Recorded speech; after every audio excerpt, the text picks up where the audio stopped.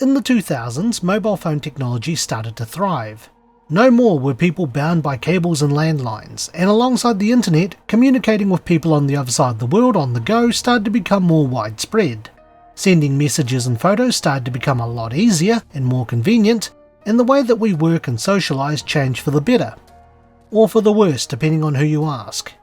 Mobile phones also play a large role with today's game as we jump into calling for the Nintendo Wii, also known in Japan as calling, Kuroki Chakushin, which translates to calling, dark message.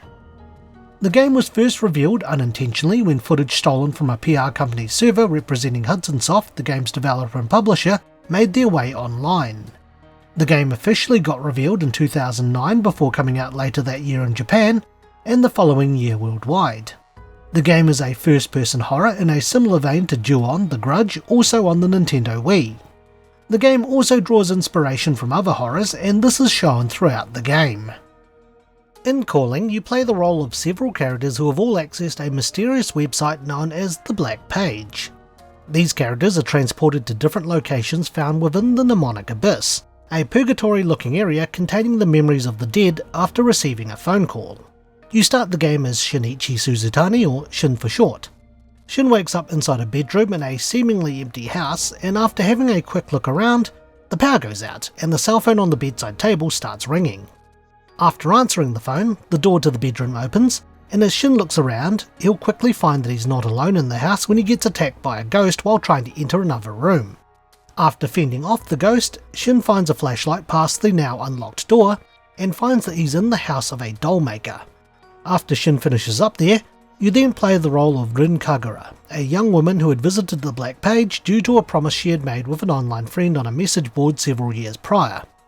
As you go through the game, you'll play the role of several characters as they explore the Mnemonic Abyss while fending off hostile spirits while trying to escape. What connection do these characters have, and why did they all visit the Black Page? More importantly, is the game any good? Find out in The Good. The game takes a very interesting approach in regard to its storytelling. It's tough to talk about this without spoiling too much, but after completing the game's 4 chapters, you will unlock a hidden chapter, and this revisits the game from an additional viewpoint in order to provide some more context.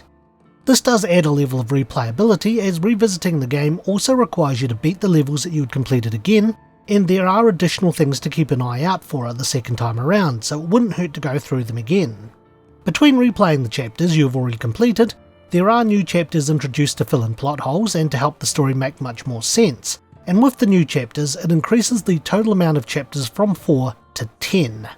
The US version of the game does give you the option to skip levels you've completed, so if you aren't up for it you can skip them, but the European version lacks that luxury, though it will give you the option to skip cutscenes that you have seen to make it a little more manageable.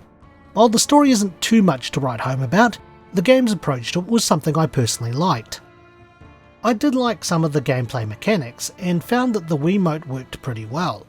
It is a double-edged sword, as I'll explain later, but using your Wiimote as the game's phone is an integral part of the game, as this is what will allow you to move between locations, as well as record ghostly conversations.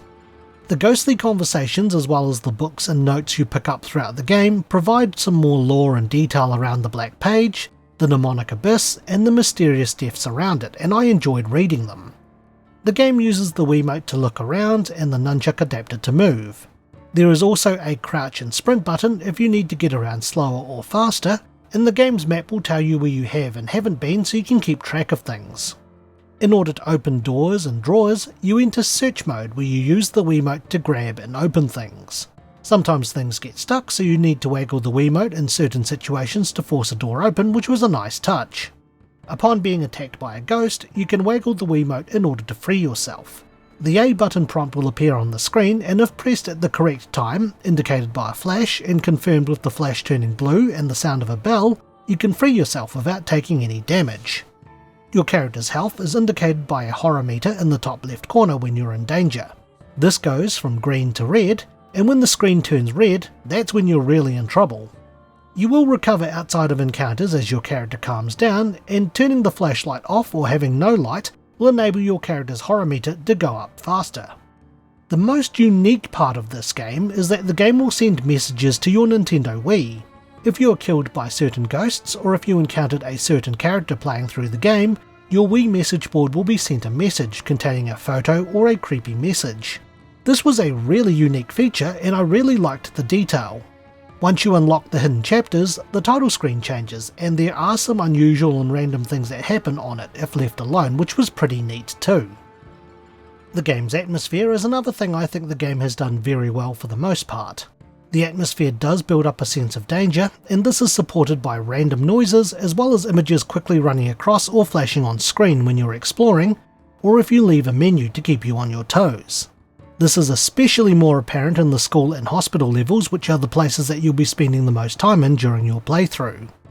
The game's lighting, or lack of it in some areas, also adds to the experience really well, and the game's caution mode is a great way of building up tension as you look around to find where that bad feeling is coming from.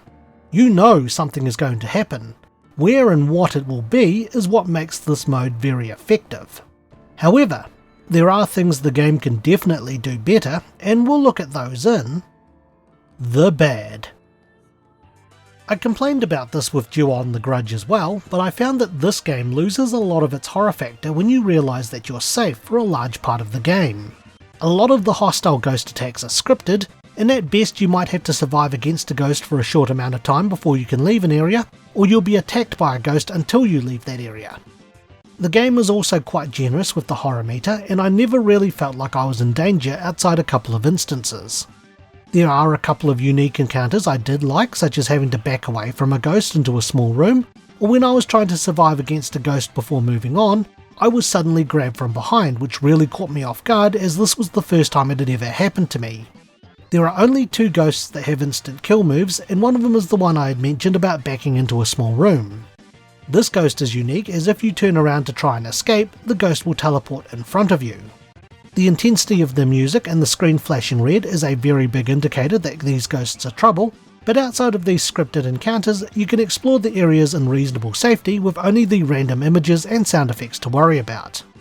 I think given the nature of some of the ghosts, being able to be attacked at random in certain areas would definitely add to the tension and atmosphere, as well as punishing you for hanging around in an area too long by having the ghosts spawn in the area, or having the ghosts prowl the hallways between areas would have at least been a nice touch to make better use of the crouch button and turning off the flashlight if you need to sneak past them. There was only one instance in the whole game where it encouraged me to use stealth to get a cell phone, and you can do this section just as well by simply bolting up to the phone, grabbing it and leaving. I feel more sections like this would have added to the horror factor. Some of the gameplay mechanics I found pretty annoying as well.